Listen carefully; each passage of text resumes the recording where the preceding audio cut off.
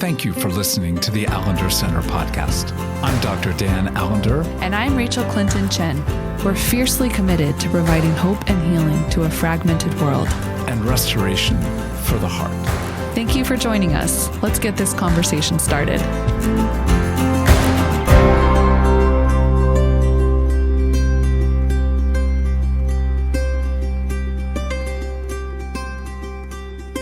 One of the sweetest human beings I know on the face of the earth is with us, Rachel. And I would include you in that category, by the way. Yes. Thank you. It's fine. I received that. To have your mentor on, it is a delight to have Rose Madrid Swetman on. And Rose has been on before, but she has a new life and a new position. You are the director of the universe. Is that fair to say, Rose?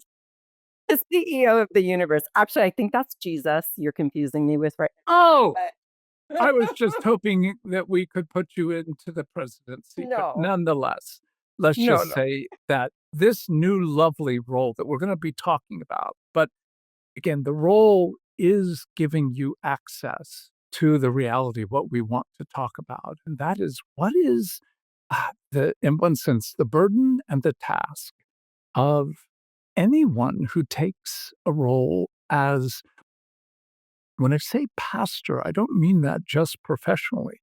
I mean who takes the role of shepherding other human hearts.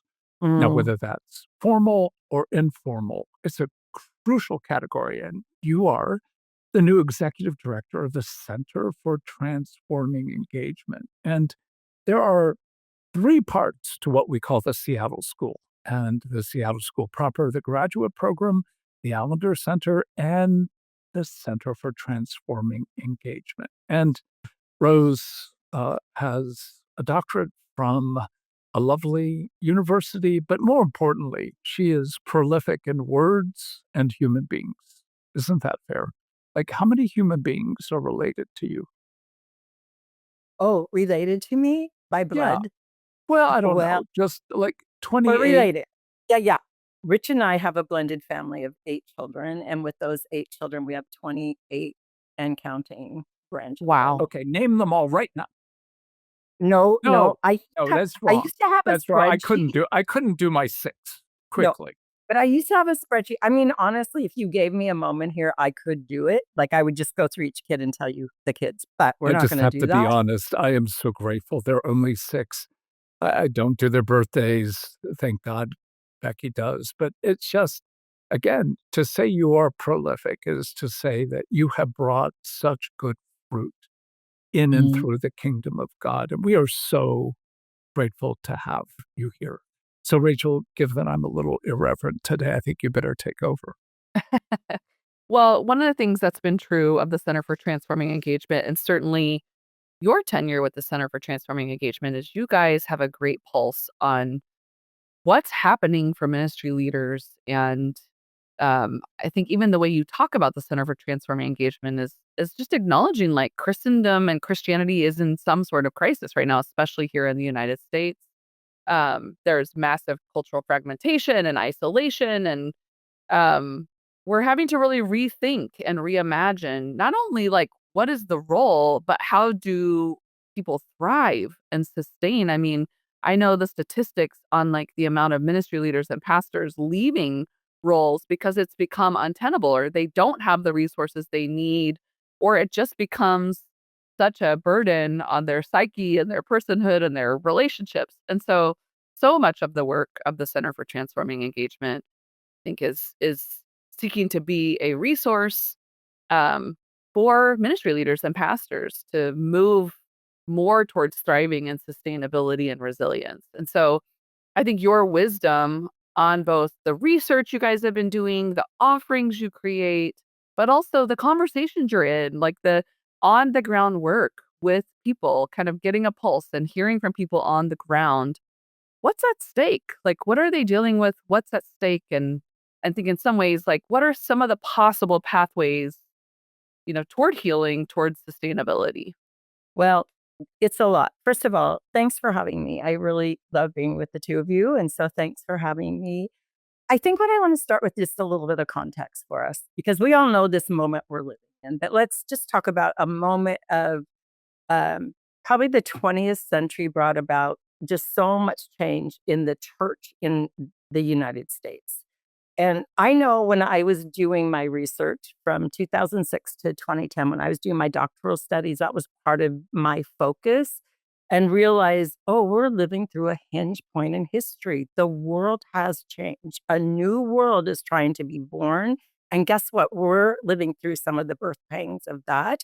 And still, social scientists are saying it could take another 50 to 100 years for everything to really, but so we're living in times of great disorientation, and we've seen that, especially COVID amped it, and we saw all of the reports during COVID of so many clergy leaving ministry. We were all seeing the burnout, burnout, burnout. Well, one study that's come out recently, which seems good.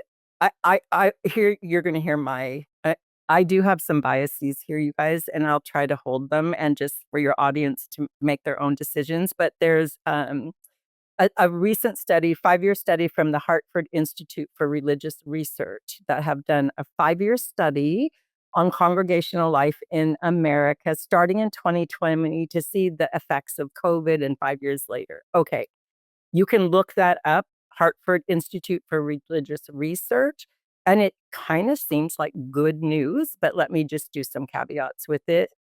Because pastors are now living and have been in deep con- contradiction.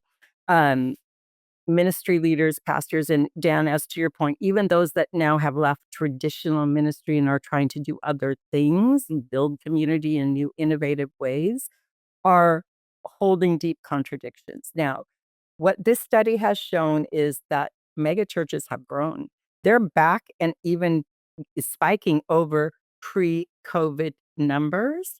Um, so some rooms are fuller than they have been in years, and yet Christianity itself is less trusted, less central, and more internally divided than ever before in our lifetime. So a pastor can look out on Sunday and see more people and still feel the ground moving underneath them, because the gap between what you see in a room and what you sense about the whole, the disorientation that is going on, is very great.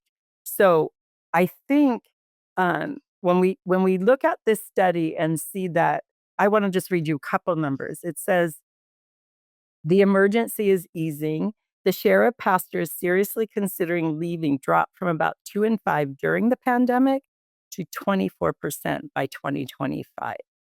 That's progress, but stabilization is not recovery. And that's the thing that I think we have to hold on to, because when we're listening to pastors on the ground, it doesn't feel like recovery to them. They're still carrying accumulated grief, That's right. fatigue, and the job description. I don't remember during COVID how we talked about the studies that Barna and et al. Were doing. All of a sudden, the pastor's job, like, you're a lead pastor, you have 13 different job descriptions, not just preach, teach, the normal things that a pastor is supposed to do. Well, since then, it's even more now, because now leaders are expected to hold people together across political differences, across, they have to produce digital content to stay relevant. They have to respond to public events by Tuesday. They have to embody moral clarity without losing half the room. So it's even bigger now, the pressures on leaders to know, in this shifting ground, this disorientation, this contradiction that seems to be happening where, oh, churches are actually getting back to pre-pandemic numbers. But guess what the study shows you guys? It shows that it's not new growth, it's all transfer growth. So mega churches are churches that are growing are because people are leaving churches in conflict, or no longer they agree with the values. So really what's happening is our purple churches, other than in the megasphere, are disappearing, and people are joining around values. So we have red churches and blue churches and very few purple churches left. So that is huge, huge burdens for ministry leaders to be carrying. The old job was to preach, teach, care, administer. And then now all of a sudden they have so many things on their plate. So do you want me to stop there for a minute? Do you No, guys? just again, I have several pastors who I relate with on a pretty regular basis, and that seems to describe well their experience, that it's not as discouraging, but in some ways it's more disorienting. And that Mm, craziness of ground shifting, but numbers actually increasing, it is so discouraging to hear that Mhm, it is a divided world between red and blue. mhm, yeah. And it doesn't seem like we're coming out of it anytime soon. It doesn't feel that way. It just feels like the divide keeps growing larger and larger. I think, and we don't have to get into the advent of Christian nationalism having such a prominent place now in our churches, but that is, I think it is one of a primary divisive places because a lot of people don't understand theologically what is happening around Christian nationalism. Um, and B, a lot of ministry leaders don't. A lot of ministry leaders have not had the theological in-depth type of training to go, wait, this is another gospel. This is not the gospel, this good news of Jesus Christ, where we care about the poor, the marginalized, the lost, the least, and the last is what we used to say. And now all of a sudden that's been thrown out the window in some ways, in some cases. I think another thing that what we're hearing from pastors on the ground is that pastors have become containers for cultural anxiety.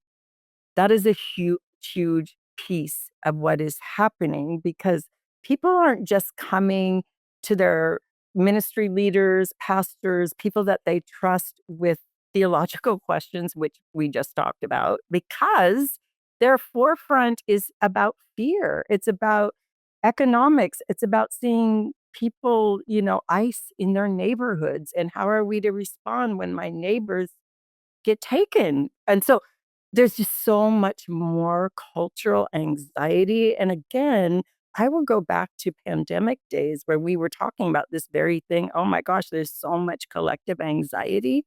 And I would say, and I don't have a lot of research, but I don't think it takes a research genius to figure out we never really came out of that anxiety before we were already in another one. I mean, we maybe had a few years of trying to catch our breath between the pandemic and what we've got going on now, but it never was really much resolved. And so it's pastors are required to hold so much that can be the container of this collective anxiety that people are feeling.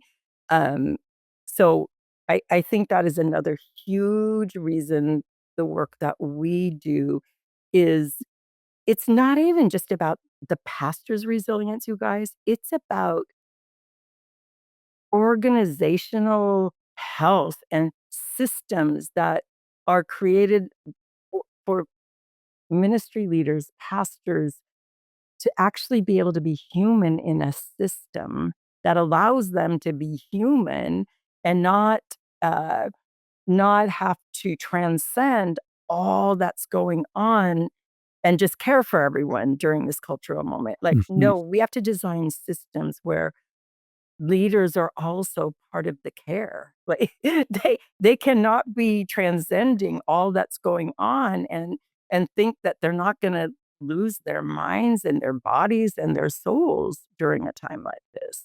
And again, I concur with all that you just said, but let's add one more phrase and not lose their jobs. What Yes. feels like the economic power of the divided country is if you differ with certain political orientations or individuals, you have the potential of losing your job. And in that, you become then not just the container of others' fears, but having to contain your own. And when I'm thinking about some of the conversations I've had recently, the issue of feeling cowardly, but also knowing how do I keep my job, continue to say important things, but knowing that if I stray into even this category, not even my view on it, but open the door to a category, Uh-huh. I'm going to receive countless emails, a campaign where certain very powerful people, and often it doesn't take more than 3 or 4 people to create a maelstrom. And in that context, my child who's just about to go to college, I'm now in the position of asking, who do I care for most?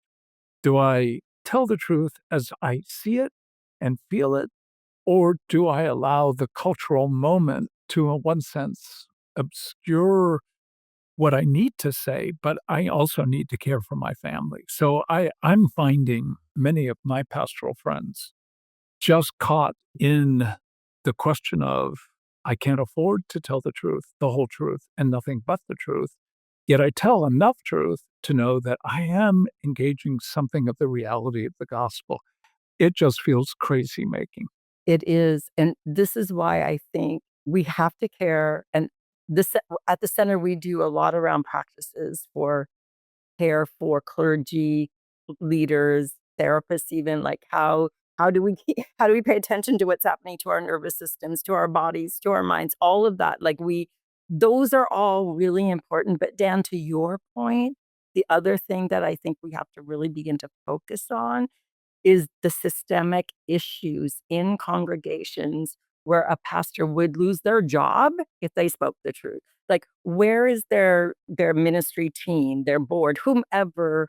We have to be able to build systems where um, people can tell the truth. And I don't even mean in the most bombastic way.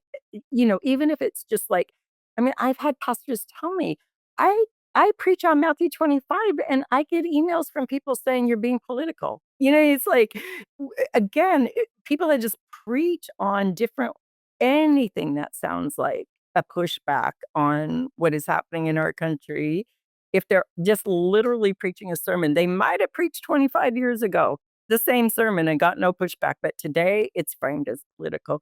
So it is so important that pastors have that are not alone in this, that they have boards, ministry leaders, teams where they're discussing these types of things. They're prayerfully deciding how much could I say in a sermon Mhm. without setting the room on fire. They just need more people. Like in our research has shown, people need people, practices, and purpose. Okay, so the pastor has their purpose. This is their calling. This is their vocation. They might even have really great practices, but who are their people that have their back, that will discern with them, pray with them, talk about these things before you just go out on it in your pulpit or to your small group, wherever, and be able to say things that people you've already processed with people. Does that make sense? Yeah, absolutely. But I have, like, warring thoughts going on. Like, I have this very idealistic part of me that lives in reality because I work in an organization, and I even feel some of these tensions even in my own work with the Allender Center and the Seattle School and how these realities play out, and they're kind of permeated everywhere. So, like, I wanna just name, like, there's this very philosophical, ideological part of me that's like, I think there's probably more integrity in the American Christian endeavor in what's happening right now as far as, like, some of the roots and the fruit. Like, if American Christianity, like, co-signed in some ways on, like, enslavement and genocide, like, historically, I know not all parts of it, then in some ways, like, Christian nationalism is probably, like, a more honest representation of, like, some of that fruit. And so, like, there's this very idealistic part of me that's kinda like, "Yeah, you're gonna have to choose this day who you serve, and it is Mm, gonna cost everything." And then there's, like, the very human part of me that's like, "Oh, no, I need my job, And as much as I say I'm like, like all those things that Jesus says in the Gospels, like whoever's not willing to like leave his mother and father and like, yeah, I'm the rich young ruler in some ways. Like, do I really want to live into the kingdom if it means, ins- you know, losing a job, losing health insurance, lose? So Mhm. I think I'm just naming, like, I'm holding my own, like, yeah, like we're in an apocalyptic moment, and Jesus is like, choose this day who you follow. And we all live in this very real reality where it may not be as black and white as that. There is a lot of middle ground where good work is happening, transformation is happening, and these realities are still in the atmosphere. So, one of the things I was thinking about, Rose, is like, I had the privilege of joining you last summer in a series that you guys were doing. I think I don't quite remember exactly like but we talked about lament, and I know you had lots of other offerings, and I'm wondering if you could name some of those practices that might be like, "Oh, I get to claim that as like a practice that will lead towards resilience," that might even sometimes feel counterintuitive. But we might have to really lean into and start creating in our context as containers for some of this stuff that like not a single person besides Jesus could actually contain or hold. Mm. Yeah, I mean, we talk about practices like, I mean, again, if I'm a ministry leader or a pastor in a congregation that I know is very particular, like if I say this, I know the room will be set on fire. Like I have to be very careful. Like these things that we're talking about. This is why I think for a ministry leader, pastor, whomever, having another place where you can do lament, where you can tell the truth, where you have to be, I mean, you guys, in all my years, and probably you guys know this too, when you watch leaders crash and burn, Mhm. there's reasons, and I mean, so many reasons, but one of them I think is they just literally have no safe enough place to tell the truth. And that doesn't mean it needs to come from your pulpit, but it That's needs right. to be somewhere, whether you have a therapist, a spiritual director, or a small group of ministry leaders where you can say what is true, what is happening inside of you, and do the lament, do the repentance, pray. That's one piece. I think the other things, like what we talked about, what are the practices of Sabbath? Like, how are you being able to put in different practices that help you sustain your life through this time? So your entire life cannot be absorbed by what is happening in this cultural moment. I mean, Jesus went away to quiet places and prayed and was alone, silence, solitude, sitting in the loving gaze of God every morning with your coffee in silence. Like, where are you getting grounded in the goodness of God before you even start your day is so important right now. Like, we can't just keep rushing to the next thing, the next crisis, the next emergency without having that grounding in God and people that we trust, that we're in community with, that we can tell the truth to. I think those are some key places. Sabbath is so important right now, you guys.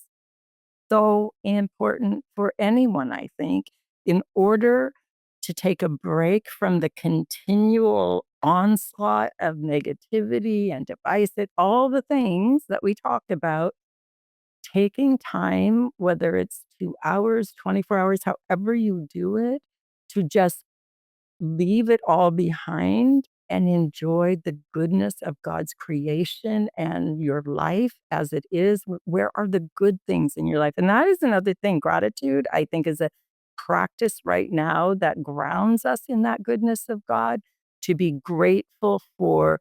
I'm grateful I'm sitting here talking to you guys alive. You know, we all, you Mhm. know what I mean? Like I can breathe. I can Mhm. breathe, but just being gratitude for all of the ordinary goodness in our lives. I'm grateful for every one of my kids, even the ones that aren't talking to me right now. I'm grateful for my kids and my grandkids. And I mean, that's real life, though, right? We all have things going on, even in our own personal lives, that are hard. We've got kids, we've got marriages in trouble, maybe finances, all the things. So these practices that ground us in a place where we can keep our footing. And I would say for ministry leaders and pastors, that's so important right now because the ground underneath them is moving back and forth and this way and that. It's like earthquakes almost every day and people coming at them. Mhm. Well, and a Sabbath is such a right sizing also of like the powerlessness we feel. The bind of a leadership role is you are tasked with some power and authority to steward.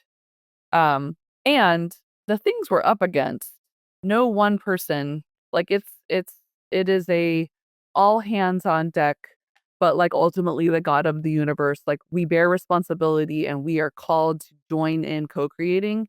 And like there are some things, it's kind of like, yeah, I have to actually entrust this to you and remember that like all I can do is bring what I'm bringing.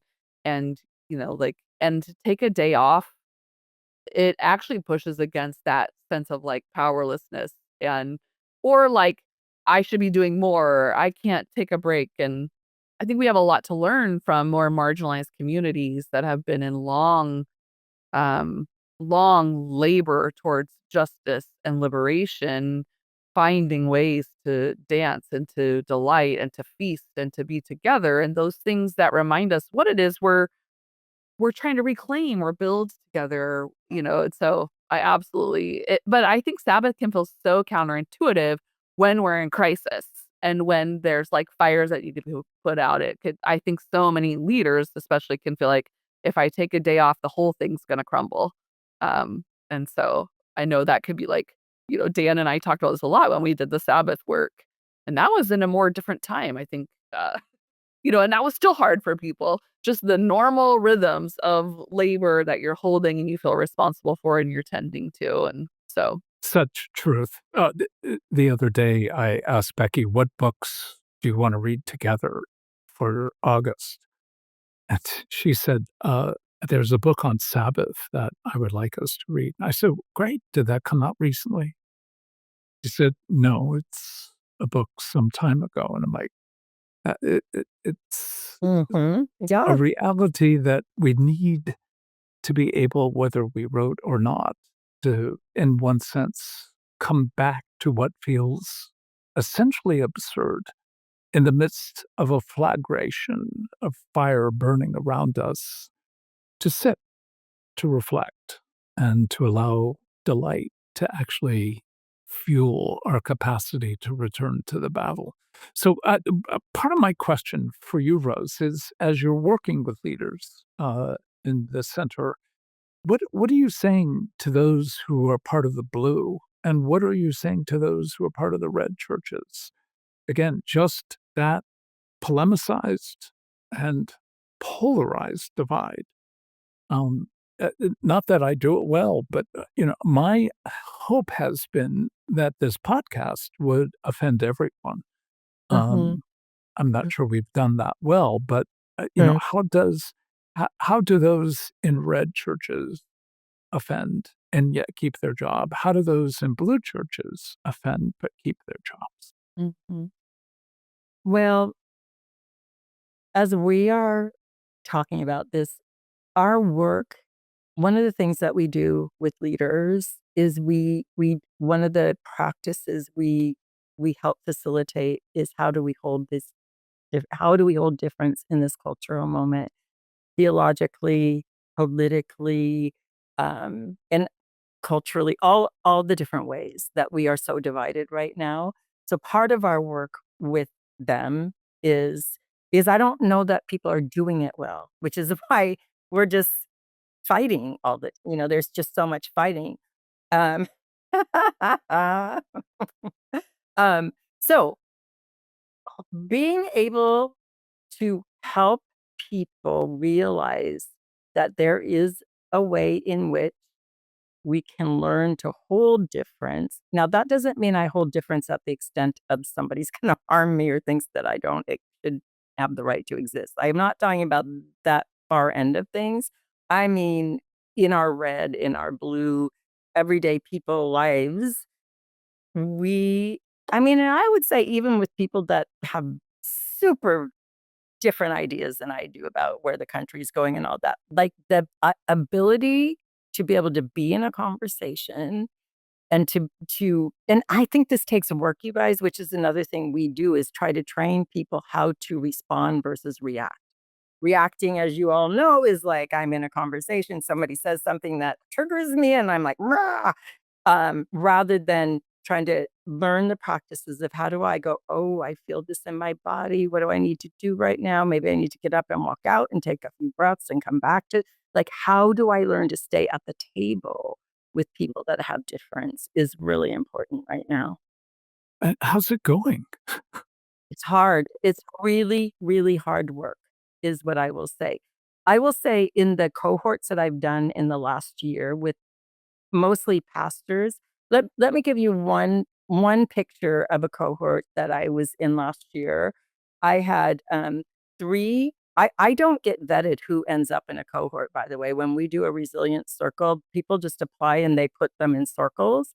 I had a circle last year that ended up having, um, 2 3 white male pastors, probably in about their 50s, 3 young women, 1 Asian American, and, anyway, the makeup of that group and I had 1, minister from Canada who was a gay woman married to a partner, and she's a minister in Canada.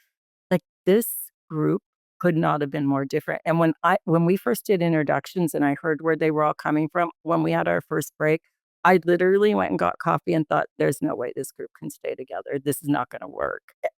You guys, it was so beautiful because by the end of that circle, as I was listening to each of them, why they were there and all the things, I always ask, "Give me one word or phrase that you're leaving with today."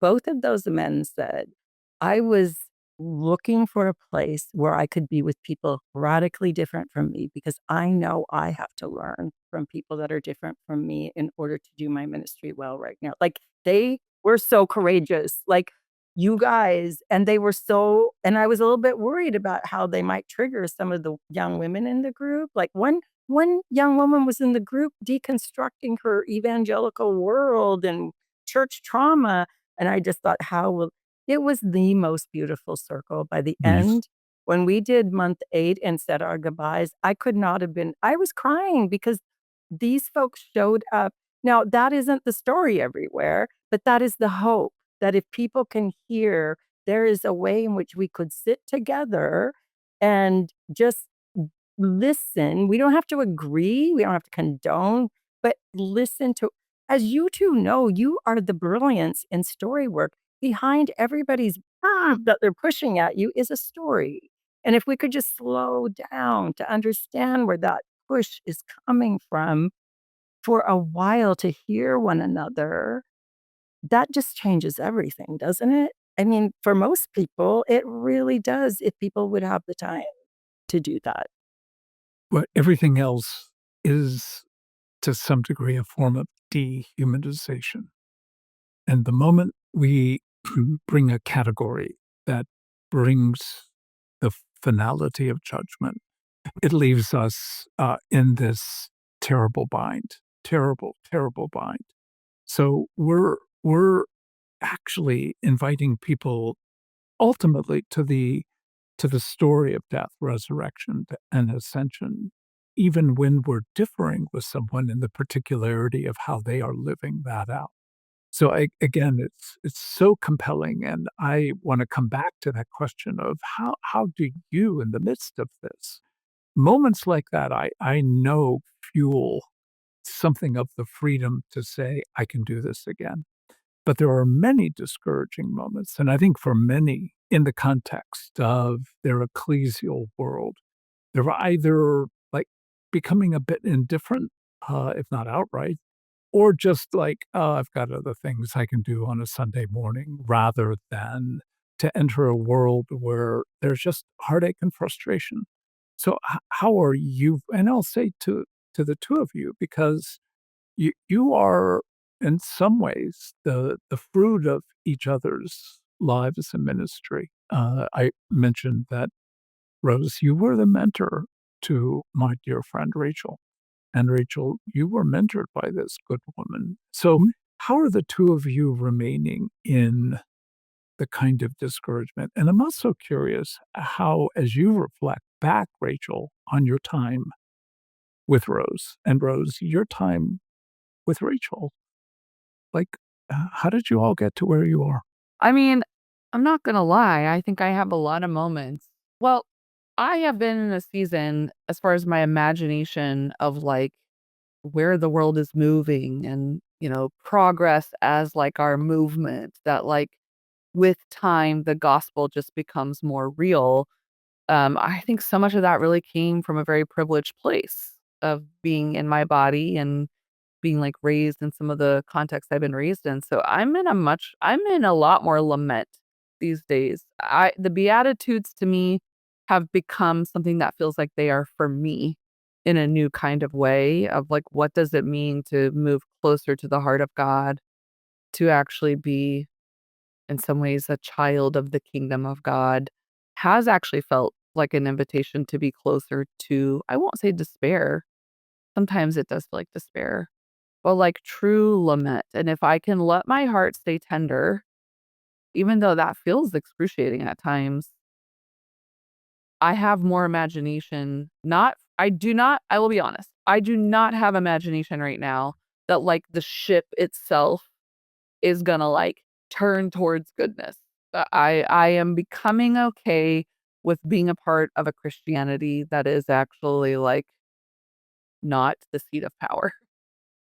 Like I'm grieving the loss of that, and I'm also, like, leaning into that. But I think it for me, and I learned this from Rose as a pastor and a minister, it has become increasingly important for me to be around Jesus, like, unapologetic Jesus people who are okay staying in the messy middle. They are okay Mhm. with mystery, but they know they are loved by God and that we are responsible. We're not just waiting for the end. Like we're participants in co-creating the kingdom of God here on earth as it is in heaven. So I'm a part of a Mhm. really small community right now.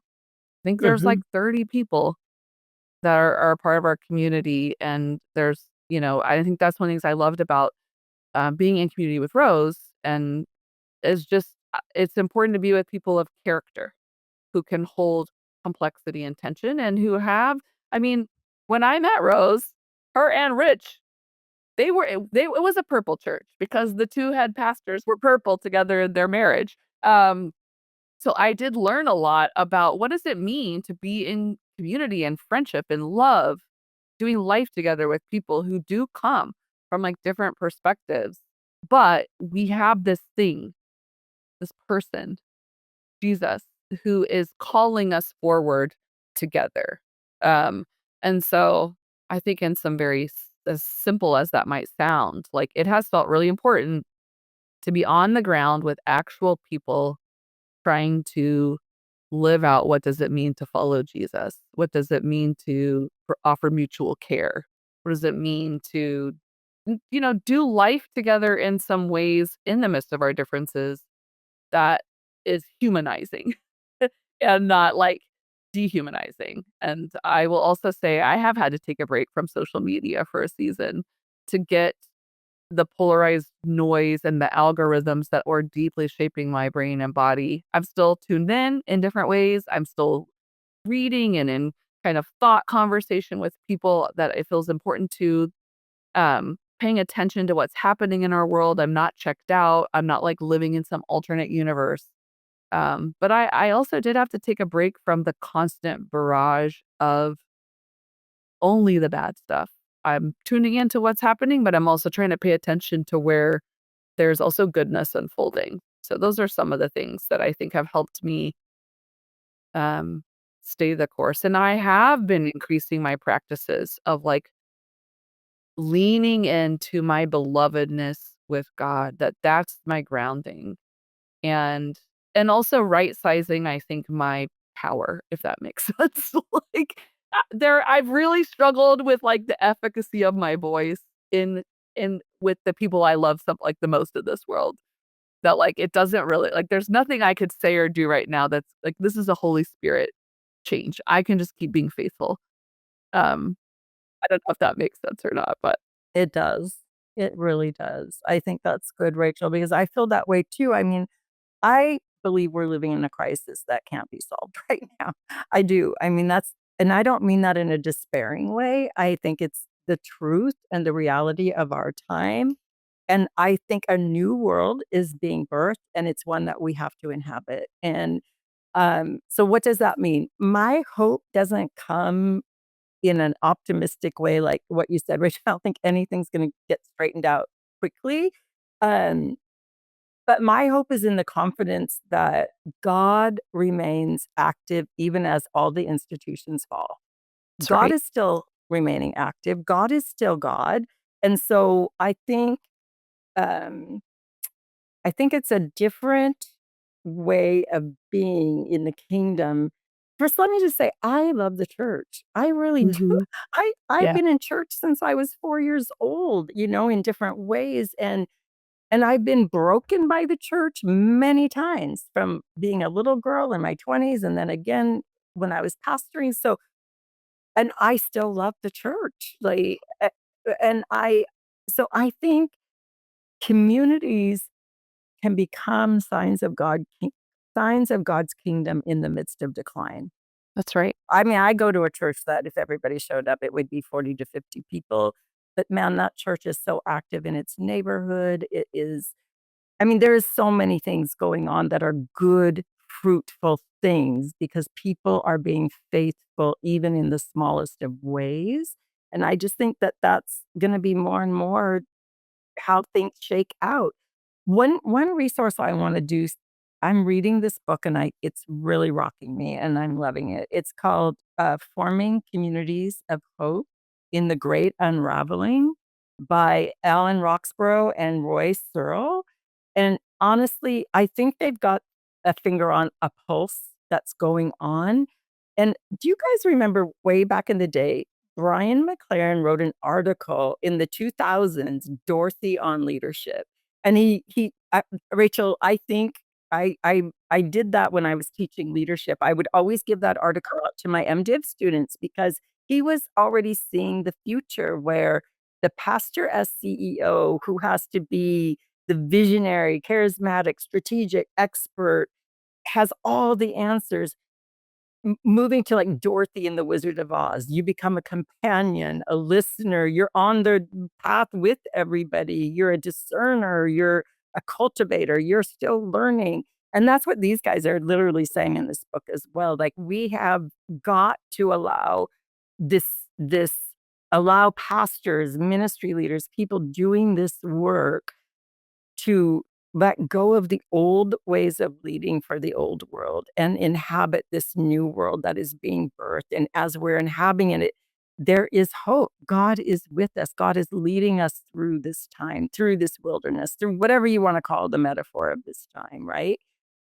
And that is the hope we hold on to. God isn't gone. God is leading us, and faithful people go into times of discernment and prayer and the word about what does it mean to be faithful in this time? That is the biggest question I spend with pastors. Like, Dan, to your point, helping a pastor discern, yes, there's the money issue. My kids are in college. So what is the Lord inviting you to? Like, that's the question. Discernment. Mhm. And God might be saying something very different to Pastor Susie than he's saying to Pastor Willie. You know what I mean? Like, this is a time for discernment and to answer the call that God might be inviting you to. And it might be very different than what he's inviting me to. And I just want before you speak, Dan, I wanna add something because Rose, you have been a tremendous mentor in shaping how I imagine the role of a pastor and getting to watch you and do ministry with you. Dan, you co-created with others an MDiv program that I think also had an imagination for the future of how pastors needed to become more human and understand their story and have more capacity to do exactly what you're saying, Rose, is some ways really is like the true function of a shepherd. If we can go Yes. back to some of these places of what it means to be a good priest and Hmm. and a good prophet and a good leader. And so it just feels very important to name publicly and to you, Dan, that the MDiv program I was so fortunate to be a part of has deeply saved my life 1,000 times over. So thank you for knowing and creating for pastors and ministry leaders access to a deeper work of building character that could like root into the belovedness of God and like sustain some of these storms that maybe you couldn't have fully imagined, but knew, would come and are just a part of doing life and being human and working with other humans. So Well, I think the one summary for me, and I hadn't had this thought, but it's a pretty simple thought, and that is you need to be around people who really love Jesus and that deep conviction that Jesus is my life. And there are a lot of other things in my life, but he is the center of who I am and what I want to be, even if I am very far from being all that that means. On the other hand, I can't be with people who can't hold some degree of mystery and complexity, that there aren't Yes. a lot of answers. But it's somewhat not contradictory, but unusual to find people of a conviction who also hold complexity, who actually have a center while simultaneously knowing that the edges are frayed. And to say of the two of you, so grateful that you are friends, and that at least as we talk about this current polemical age, you two love Jesus and you bear a complexity and call me into more complexity than I desire. So I thank you both. feeling is mutual. Yes. Thank you. Yes. I just want to say one thing too, Rachel, as to your point, even though the MDiv degree is gone, the Seattle School still, I think, does such a good job with ministry folk training because of the intersection of theology and psychology. I just want to say that. Thanks for having me today. Oh, so good to be with you. Hi, this is Rachel Clinton Chen. For over 10 years, the Allender Center podcast has been sharing conversations about story, faith, and healing from trauma and abuse. So far, we've recorded over 600 episodes, all free and all available to anyone who needs them. And here's the thing, we want to keep it that way, but producing each episode takes time, care, and a whole team of people committed to making this content accessible. If this podcast has met you in your story, if you've shared an episode with a friend, or if you simply value what we're doing, we want to invite you to consider becoming a monthly supporter. Even a small gift like $5 a month helps keep the podcast going. Your support helps cover the cost of producing this podcast and ensures that these conversations remain free for everyone. If you'd like to be a part of this work with us, visit theallendercenter.org/podcast and click on Become a Supporter. Thank you for listening, and thank you for helping us keep these conversations alive for years to come.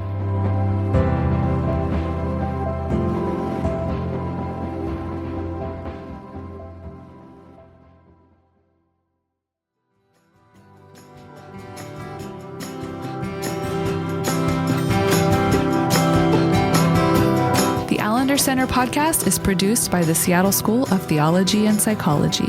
If you'd like more information about the Allender Center, you can look at theallendercenter.org.